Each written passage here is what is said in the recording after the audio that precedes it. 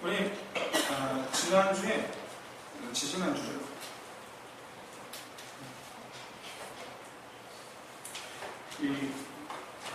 우리 총신 총신대학교 원복에서 보내준 신문인데 총장님이 새로 취임을 하셨어요. 이 총신대학교는 세계에서 알아주는 학교입니다. 신학계에서는. 왜냐하면 많은 학교들이 이제 칼빈주의 노선을 포기하고 바르트주의로 넘어가는 데 반해서 칼빈주의를 지키는 학교들 가운데는 거의 그래서 사실 우리 외국에 유학 가면 총신 나왔는데 왜 유학 오냐고 그래요. 아무튼 이제 그런데 이 새로 부임하신 이 총장님이 시각장애인이에요. 저는 몰랐는데 전 세계에서 시각장애인이 뭐 이렇게 신체 다른 곳에 장애가 있으신 분이 총장된 경우는 뭐 없지 않아 있는데 보지 못하는 시각장애인이 총장된 경우는 전 세계에서 최초라고 해요. 그럼 왜 이분을 왜 이분을 총장으로 선임을 했는가? 이재선 총장님인데 저도 이제 옛날에 거의 25년 전이죠. 저도 옛날에 학부 다닐 때 계셨던 교수님이에요. 사회복지과, 신학과도 아니고 신학을 전공한 신학 교수님 아니에요. 사회복지과 교수님. 신학대인데 왜 사회복지과 교수님을 총장으로 안 썼느냐? 여기에는 사실 목적이 있습니다. 깊은 뜻이 있어요. 지금까지 부끄럽지만 신학은 세계에서 알아주는 그런 신학이라고 해도 학교의 운영과 이런 것들을 보면 참 부끄럽게 짝이 없는 그런 일들이 많았습니다. 저도 그런 학교 운영에 대해서 한때 학생 때 저도 한번 이렇게 했던 적도 있어요. 그럴 정도로 좀 복잡했는데 직전 이 총장님, 임시총장님 말고 그 전에 직전 총장님이 학교를 사유화하려는 움직임이 있었어요. 예를 들어서 이제 학교의 규칙을 바꿔서 이제 학교 정관을 바꿨어요. 이 정관을 바꾸기 위해서 운영이사회를 다 폐지시켰어요. 그래서 자기 사람을 안 치고 정관을 바꿨는데 정관 내용이 뭐냐면 총회로부터 분리하는 거예요. 총신대학교를 총회로부터 분리시키는 거예요. 그리고 이제 총장이 기간이 끝났단 말이죠. 운영이사회에서 이사를 자기 사람으로 안 치고 적법하지 않은 절차로 다시 총장이 연임을 합니다. 그 바람에 여러 가지 문제가 있었습니다. 근데 지금까지 이렇게 학교에 대해서 사유하려는 이 몇 사람들의 그전에도 있었어요. 그전에도 있었는데 이번에 제일 심했어요. 그래서 그분들 목사님들이에요. 근데 그래요. 근데 이분은 모두가 다 우리 총회에 속하는 모든 목사님들과 모든 교수님들 다 인정하는 부정을 저질러야 저지를 수가 없다. 그리고 가장 당신이 앞을 못 보기 때문에 늘 항상 은혜만을 구하는 그런 분을 총장을 안 찍는 거예요. 우리 학교 역사상 최초로 신학과 교수가 아닌 분을 총장으로 세운 이유. 전 세계에서 최초로 시각장애 있으신 분을 총장으로 세운 이유예요. 오직 은혜. 이 학교는 누굴까? 하나님과. 이것을 지킬 수 있는 만장일치 통하신 만장일치. 여러분, 이 모든 이 성경 말씀이 다 그렇지만 특히 예수님 비유가 그래요. 예수님 비유 그 내용 그 자체로서도 메시지 같지만 그 비유의 내용을 왜 말씀하셨느냐? 그 당시 상황을, 그 상황 속에서 왜 말씀하셨, 그 이유가 바로 이제 메시지가 되는 경우 많습니다. 두 가지가 좀. 오늘 본문에서도 예수님께서 말씀하신 내용을 중심으로 우리가 본문을 본다면 하나님의 것은 하나님께, 가해사의 것은 가해사에게. 이 말씀이 이 메시지의 중심 내용일 거예요.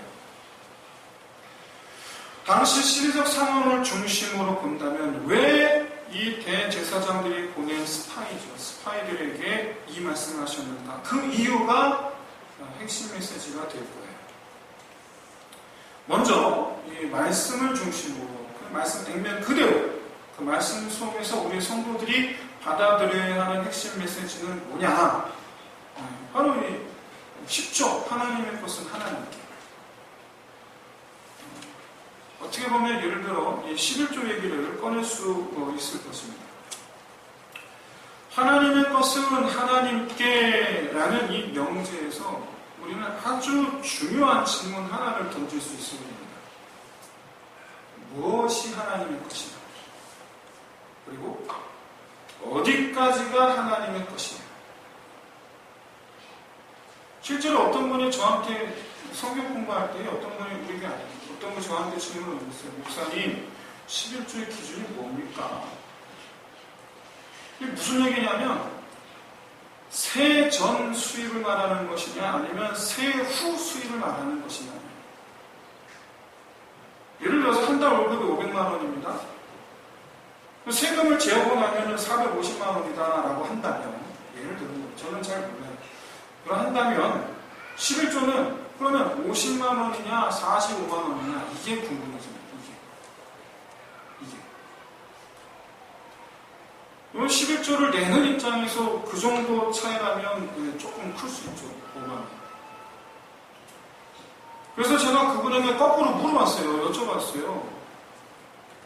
집사님 생각하실 때 어디까지가 하나님께서 주신 거라고 생각하십니까? 라고 여쭤봤어요. 어디까지가? 그들이 망설이시는 거 함부로 썩도 대답 못하시고 생각을 했죠. 나는 정답으로 생각하시나 봐요. 그러더니 하시는 말씀이 저에게 주시는 모든 것이 다 하나님의 것입니다. 그래서 제가 다시 여쭙었어요. 그럼 하나님께서 주신 것 중에서 세금을 내신 건가요? 아니면 하나님께서 애시당초 세금을 빼고 집사님께 주신 것인가요? 여쭤봤어요. 여러분들도 한번 스스로 자문자답 해보시기 바랍니다. 스스로. 이건 생각하기 나름의 문제가 아니고 상식적인 문제예요. 이거는 상식의 문제예요. 그런데 아마 하나님을 믿지 않는 분들은 하나님의 것이라는 이 개념에 대해 굉장히 불편할 수도 있어요. 하지만 여러분, 최소한 하나님을 믿는다면 하나님의 것이라는 개념에 대해서 단호해져야 돼요. 오늘 본문에 이 단호하지 못한 사람들이 등장해요. 그건 나중에 보겠습니다. 왜 그러냐? 바로 우리 자신이 하나님의 것이시기 때문에 그래요. 내가 하나님, 나부터 하나님 거잖아요. 나부터. 어떤 분이 자기는 세상과 하나님 사이 양다리를 거쳤다라고 말하는 분이 있어요. 이 얘기는 많이 들었어요. 왜 그런 말을 하느냐? 그러면 비록 지금 자기는 신앙인의 모습으로 살고 있지는 않지만 세상 사람 똑같은 모습으로 살고 있지만 마음으로는 하나님을 믿는다라는 얘기를 하고 싶은 거예요. 그 얘기를 좀 하고 싶은 거죠. 그런데 예수님께서 우리 하나님이신 줄로 믿습니다. 그게 우리 신앙 고백이죠. 예수 그리스도 우리 하나님이시잖아요. 그런데 하나님께서 직접 말씀하세요. 두 주인은 섬길 수 없다. 양다리가 없어요. 말이 안 돼요. 이 얘기는 하나님께서 허용치 않겠다라는 말씀인데 좀 더 정확한 표현은 뭐냐면 두 주인을 섬기려 하는 사람 하나님께서 받아주지 않겠다라는 말씀이에요. 되게 무서운 말씀이에요. 두 주인을 섬기려면 난 안 받아간다. 그 얘기예요. 그리스도인에게 있어서 여러분 세상과 하나님 사이는 없습니다. 없어요. 하나님 편이면 하나님 편, 세상 편이면 세상 편, 둘 중 하나예요. 만약에 우리가 하나님 편이다, 나는 하나님 편이다 라고 생각한다면 중요한 사실 한 가지 인정해야 돼요. 바로 하나님께서 내 주인이라는 사실. 이거 인정해야 돼요. 이게 바로 신앙의 시작이에요. 신앙생활의 시작. 하나님께서 내 주인이라는 것을 받아들이지 못하겠다면 우리는 지난주 함께 보았던 포도원 주인 비유를, 포도원 농부 비유를 생각하시면 돼요. 나는 포도원, 난 주인이죠. 내가 주인이다. 하나님 백성으로 살지 않겠다라는 얘기죠. 하나님 백성으로 살지 않겠다. 이렇게 여러분 신앙은 소유의 문제를 정확히 하는 것에서부터 시작합니다. 이번에 총장 선출이 바로 우리 총회에서 이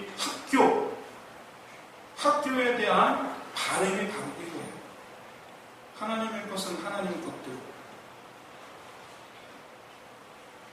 그래서 여러분 우리 그리스도인은 재물은 물론이고 내 생명까지 주님 것입니다 라고 고백하는 사람들이에요. 무엇보다 여러분 하나님은 창조주십니다. 하나님 창조주세요. 사람들이 인정하든 인정하지 않든 모든 피조물은 하나님의 손으로 지음받은 것으로서 하나님이 주인이세요. 그런데 하나님께서 다 죄로 말미암아 하나님을 안 믿어요. 불신자들이에요. 전부 다 주인들이에요. 그런데 그 가운데에서 자기 백성 삼고자 하시는 일을 하나님 택하여 부르시는데 그 부르시는 일을 향하여 하나님은 항상 한결같이 이렇게 말씀하세요. 넌 내 거. 그렇죠? 넌 내 거. 넌 내 거라는 거예요. 결코 하나님은 나는 너의 의사를 최대한 존중하는 하나님이다 라고 말씀하시지 않아요. 그 어떤 곳에서도 그런 말씀은 없어요. 하나님은 단도직입적으로 말씀합니다. 오직 늘 항상 한 가지로 말씀하세요. 너는 내 것이다. 오직 너는 내게 순종하지. 오직 너는 순종하지. 하나님의 이런 명령은 하나님께서 주인 되심을 선언하시는 건 나한테. 그러므로 이 시간 하나님의 것은 하나님께 들어야 한다라는 이 말씀 가운데에서 나를 드리겠다. 내가 하나님의 것입니다. 라고 선언할 수 있는 저와 여러분이 되시기를 주의 이름으로 축원드립니다. 이게 그리스도입니다. 오늘 본문을 이 시대적 상황, 왜 이런 말씀을 하셨는가? 그런 관점에서 바라보면 조금 다른 메시지로 보여요. 조금 달라요. 그게 다르진 않는데, 여러분 사실 오늘 본문에서 이 대제사장들이 보낸 이 정탐꾼들이 한 이 질문에는 그들이 미처 생각하지 못한 이분법적 오류가 숨어 있습니다. 이 정탐꾼들은 가이사의 것과 하나님의 것이 서로 다른 것이라고 생각했어요. 서로 다른 것. 근데 예수님도 대답하시기를 하나님의 것은 하나님께, 가이사의 것은 가이사의. 그래서 이 가이사의 것과 하나님의 것이 서로 다른 것인 것처럼 말씀하신 것으로 보여지는 게 사실이에요. 하지만 예수님께서 그렇게 대답하신 것은 저들의 그 의도, 악한 의도죠. 의도를 파악하셨기 때문에 그래서 그 의도대로 되지 않으시려고 상황에 맞게 대답하신 것일 뿐이지 실상 여러분, 가해사의 것이 하나님의 것이든 그게 하나님이신 예수님께 무슨 소용이 있어요? 다 내 거지. 그래서 다 내 거잖아요. 예수님께는 해당 사항이 없어. 이런 예수님의 의도가 숨어있는 장면이 바로 정탐꾼들에게 데나리온을 달라고 하시는 장면이에요. 어떤 분은 오늘 본문을 통해서 성도는 세상 나라 세금도 잘해야 하고 11조도 잘해야 한다라고 말씀하신 것이다 라고 그렇게 말합니다. 틀린 말 아니죠. 이거는 뭐 오늘 본문을 가져다 쓸 게 아니고 너무나 당연한, 정직하게 살아야 되니까. 우리 정직해야 되니까 너무나 당연한 거예요. 굳이 오늘 본문 갖다 붙이지 않아도 돼요. 근데 오늘 본문이 예수님께서 그런 의도로 하신 말씀이냐? 세상 세금도 잘 내고 하나님께서 잘 내야 된다. 그런 의미로, 그런 의도로 말씀하신 것이냐? 라고 생각하면서 잘 보면 정말 그런가? 의구심이 들 수밖에 없어요. 왜냐하면 근본적으로는 먼저 말씀드렸다시피 예수님은 온 세상의 주인이시니까 예수님께서 세상 나라에 세금 잘 내라 라고 말씀하시는 것이 사실 그다지 이렇게 어울리는 말은 아니에요. 그리고 무엇보다 당시 시대적 상황을 보면 왜 세금, 헌금 둘 다 잘해야 된다라고 말씀하신 것이 아닌지를 알 수가 있어요. 마태복음 17장 25절 26절 보시면 성전세를 거두는 사람들이 왜 너희 스승은 성전세를 안 내느냐라고 제자들에게 물어요. 그러자 예수님께서 제자들에게 뭐라고 말씀하시느냐? 하나님의 아들은 성전세를 안 내도 된다. 세상 나라 임금들이 어디 자기 아들한테 세금 내라고 하더냐? 다른 사람에게 세금 내라고 하냐? 자기 아들에게 세금 내라고 하냐? 다른 사람들 세금 내라고 하냐? 자기 아들에게 세금 내라고 하는 세상 분들이 어디 있냐? 그러니까 나는 안 낸다. 그러나 사람들이 시촉할까봐 성전세를 내야겠다. 예수님 본인이 성전의 주인이기 때문에 성전세를 낼 의무가 없다는 얘기예요. 본인이 주인인데. 주인이 주인한테 세금이 많이 안 되잖아요. 마찬가지로 예수님은 본인이 이 온 세상 주인이시기 때문에 세금 낼 의무가 없어요. 이건 예수님만 해당되는 거예요. 만약에 예수님께서 세금을 내셨다고 하면 그건 말 그대로 의무 때문이 아니고 쓸데없는 충돌을 피하기 위해서, 예수님의 자의식은 내가 주인이에요. 내가 주인. 그럼 예수님께서 가해사의 것은 가해사에게 주라라고 말씀하신 것은 그건 사회에 대한 책임성을 강조하기 위해서가 아니라 정말 어떤 상황 때문이에요. 어떤 상황. 예수님 당시에 로마에 내는 세금은 남자는 14세에서 65세, 여자는 12세에서 65세까지 해당되는 사람들이 세금을 내는데 한 사람당 1년에 한 번 냅니다. 1데나리온. 근데 1데나리온은 하루 품삯이에요. 하루 품삯. 오늘날 따지면 저는 몰랐는데 요즘에 이 노무자들 평균 하루 일당이 한 10만 원 좀 되나 봐요. 뭐 얼마가 됐든 그 돈이에요. 그 돈. 얼마가 됐든 하루싸. 10만 원이라고 생각해 보세요. 1년에 한 번 내는 거예요. 비싸니까 아니면 생각보다 적습니까? 생각보다 적어요. 로마에 내는 세금이 사실 그렇게 많지 않아요. 높지 않아요. 그런데도 불구하고 로마의 세금을 내는 게 마땅하냐라는 사실이 유대사회에서 큰 논쟁거리였어요. 이건 유대라서 그래요. 다른 나라는요, 얼씨구나 좋다고 그래요. 근데 유대만 그래요. 왜? 세금이 많건 적건 간에 가해사에게 세금을 바친다는 얘기는 하나님의 백성으로서 가해사의 다스리는 권세, 통치권, 가해사의 그 주권을 인정하는 것이 되기 때문에 신학적으로 문제가 되는 거예요. 신학적으로. 이게. 그래서 백성들 사이에서도 끊임없는 게 논쟁거리가 됐어요. 그런데 여러분 실제로 유다에서는요, 이 로마 화폐와 유다 화폐가 공용으로 사용됩니다. 공용으로 사용돼요. 이건 예수님께서 이 가이사에게 세금을 바쳐도 되느냐라고 묻는 이 정탐꾼들이 예수님께서 그럼 데나리온을 좀 보여달라. 그랬더니 이렇게 그 자리에서 이렇게 자기들 주머니에서 꺼내서 드리잖아요. 귀족계급이라고 볼 수 있는 이들도 여러분 로마 화폐의 데나리온을 사용하고 있습니다. 여러분 실제로 성전에서 헌금 낼 때 대부분의 유대인들은 로마 화폐든 유대 화폐든 심지어 헬라 화폐든 구분하지 않아요. 이 헬라 화폐는 왜 그렇죠? 마게도냐 왕조의 지배를 받았잖아요. 그 전에 제가 지난주에 말씀드렸던 것 같이 마게도냐 헬라거든요. 그때 헬라지에 사용했던 화폐가 사실 먼저 들어왔어요. 그러다가 이제 로마 지배로 로마 화폐가 들어오죠. 그래서 당시 유대 사회에서는요, 이 유대 화폐 그리고 헬라 화폐 그리고 로마 화폐가 다 그냥 쓰여요. 왜 그런 일이 벌어질 수 있느냐?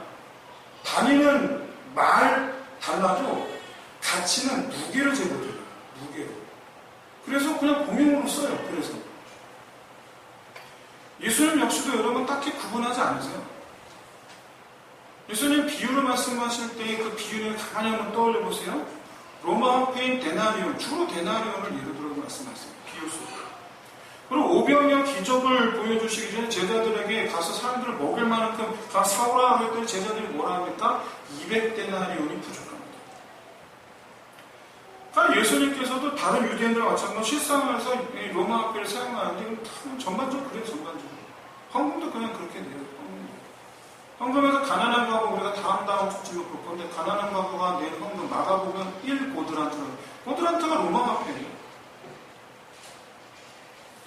그럼 누가 만들었느냐 그렇게 중요하지 않아요. 그게 그렇게 중요하지 않아요.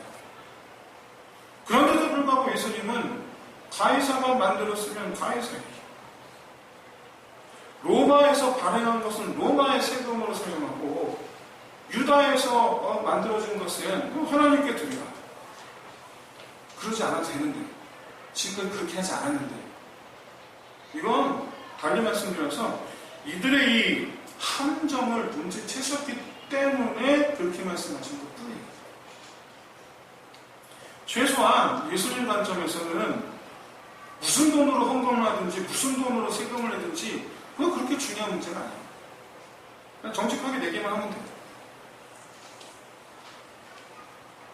누가 만들었든 어디서 만들었든 다 하나님의 뜻 가지고 자기들 임의대로 만든 거죠. 예수 입장에서 아무 상관이 없어요. 오늘 본문은 엄밀히 말해서 하나님의 것을 하나님께 드리라라는 이 말씀은 하나님의 것과 가이사의 것을 구분하라라는 말씀이 아니에요. 정탐꾼들이 질문한 것을 보십시오. 하나님께 드리는 것을 어떤 것으로 드려야 합니까?가 아니에요. 이들이 질문한 건 가이사에게 세금을 내느냐 마느냐예요. 가이사에게 세금을 내느냐 마느냐.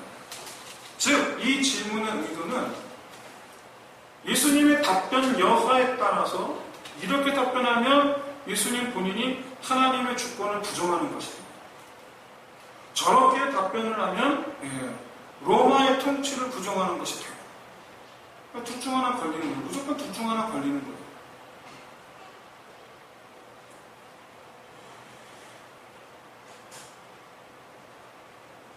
이들의 의도를 뻔히 아신 주님 그냥 말 그대로 함정을 빠져나갈 수 있는 대답을 하신 거예요. 그런데 이 답변 이면을 잘 보셔야 돼요. 누가 이렇게 말씀하셨습니까? 일반 백성들에게 말씀하신 게 아니에요. 예수님은 함정에 빠뜨리려는 이들에게 하신 말씀이에요. 그래서 가이사의 것은 가이사에게, 하나님의 것은 하나님께 이렇게 말씀을 하셨지만 사실 거기에는 하나님의 주권을 강화하려는 목적이 있어요. 그 이면에. 누구를 향한? 정탐꾼들을 향한. 예수님은 누구에게서 데나리온 로마 화폐를 얻으셨습니까? 가이사의 것. 데나리온 가이사의 것이에요. 이 가이사의 것을 누구에게서 얻으셨습니까? 정탐꾼들, 스파이들. 여러분, 마태복음과 마가복음 똑같은 본문인데 보시면 이들은 누구냐면 바로 대제사장들이 보낸 바리새인입니다. 마태복음은 바리새인의 제자들 이렇게 표현되어 있어요. 바리새인들이에요. 예수님께서 그 바리새인들의 주머니에서 나온 가이사의 것을 붙들고 그들을 쳐다보시면서 말씀하시는 거예요. 가이사의 것은 가이사의. 이 의미가 뭡니까? 이 의미가 뭡니까? 하나님 편에 서 있다고 자부하는 너희들, 스스로는 하나님 편에 서 있다고 자부하는 너희들이, 그런 너희들의 주머니에는 가해사의 것이 가득하고, 그런 너희들 중에 가해사의 것이 가득하다. 가해사의 것이 가득하다. 즉 가해사의 것으로 살고 있는 너희가 나한테 하나님의 주권 운운하는 게 이게 말이 되느냐 하는 거예요. 이게 말이 되느냐. 너희가 나한테 하나님의 주권 운운한다. 이 로마의 세금을 내느냐 마느냐의 문제, 신학적 논쟁 문제를 예수님께서 알고 계셨잖아요. 이미 알고 계셨기 때문에 하나님의 주권을 지켜야 되냐 말아야 되냐 가지고 싸우는 문제인데, 이 로마 세금 내는 문제가. 근데 그걸 나한테 정작 너희들은 가해사의 것을 살고 있으면서 예수님께서 이 대제사장의 스파이들에게 말씀하신 이유가 뭐냐라는 관점에서 오늘 본문을 본다면, 세상에 빠져서 하나님 시험하지 말고 너희들이나 하나님의 것으로 살라라는 말이에요. 너희들부터. 왜? 신분이 바리새인들, 종교 지도자들이잖아요. 이들은요, 자기들이 가진 세상 영광, 가해사의 것, 세상 영광을 지키려고 지금 예수님, 하나님이죠. 하나님을 지금 시험하고 있어요. 가해사의 것을 손에 쥐고 하나님의 백성이 가해사에게 세금 내는 게 옳으냐라고 묻고 있어요. 만약에 말이죠, 이들이 예수님께서 우리 데나리온 가족의 세금을 줘봐라 했을 때 우리는 가해사의 것을 사용하지 않습니다 라고 대답했다면, 그들이야말로 하나님의 것으로만 사는 경건한 유대인 소리를 들을 수 있었겠죠. 근데 실은 그렇지 않았어요. 오늘 보면은 자기들은 정작 하나님의 것으로 살지 않으면서 하나님을 시험하려는 어리석은 사람들의 태도를 우리에게 고발하듯 보여주는 겁니다. 고발하듯. 이들이 왜 하나님을 시험합니까? 자기들 손에 있는 세상 것 지키기 위해서요. 예수를 죽이려고, 없애려고. 왜? 내 손에 있는 이 가해사의 것 지키려고. 내 주머니에 있는 하나님의 아들을 시험에 빠뜨려서 죽이고, 자신들이 하나님의 것을 다 되찾아려고 포도원 농부 피우죠. 어제 들었는데 아직도 깨닫지 못해요. 어제 들었는데 아직도 깨닫지 못하고 여전히 악한 농부 노릇을 하고 앉아있어요. 여러분, 뭐가 이렇게 이들을 어둡게 만든 겁니까? 다른 거 아니에요. 세상 욕심입니다. 세상 욕심이라는 게 뭡니까? 하나님의 것 자기 거라고 생각하는 마음이에요. 하나님의 것을 위해서 사는 사람은요, 하나님께 드리기 위해서 사는 사람입니다. 하나님께 드리기 위해서 사는 사람. 먼저 자신에게 주신 것을 다시 돌려드리는 삶을 사는 사람. 여러분, 대제사장이 보낸 이 정탐꾼들이 가해사에게 세금을 바쳐야 하느냐라고 물었을 때 바치다 라는 이 헬라어의 의미는요, 빼앗기다입니다. 빼앗기다는 의미가 있어요. 즉, 자기 것을 주는 거예요. 근데 빼앗기는 기분이 드는 거예요. 그런데 예수님께서 답변하신 하나님의 것은 하나님께, 가해사의 것은 가해사에게 바치라 라고 말씀하셨을 때 이 바치다라는 헬라어의 의미는요, 돌려주다예요. 달라요. 원리주인에게 돌려주는 걸 뜻해요. 하나님께서 주신 것은요, 여러분 내 게 아니고 하나님 겁니다. 그걸 인정하는 게 그리스도예요. 그걸 인정하는 게 하나님의 사랑이에요. 그걸 인정하는 것이 하나님의 것으로 써 사는 사람이고 하나님의 것으로 서 사는 사람이에요. 사랑하는 성도 여러분, 우리는 하나님의 것으로 우리는 살아야 되고 나 자신이 하나님의 것으로 써 살아야 돼요. 그게 신앙이에요. 내 것이 아닌 것에 욕심내서 하나님 시험하지 말고 나조차 하나님께 드리게 해줄 수 있는 저와 여러분이 되시기를 주의 이름으로 축원드립니다. 여러분, 우리는 바치다, 빼앗기듯 바치는 사람입니까? 아니면 돌려드리듯 바치는 사람입니까? 이 양자 사이에서 우리가 정말 하나님께 온전히 우리 마음을 믿음을 세우고 하나님께 드려지는 삶을 살아가는 저 여러분 되시기를 주의 이름으로 축원드립니다. 우리 함께 이 시간 찬양 드리면서 하나님 앞에 기도하며 나아갑시다.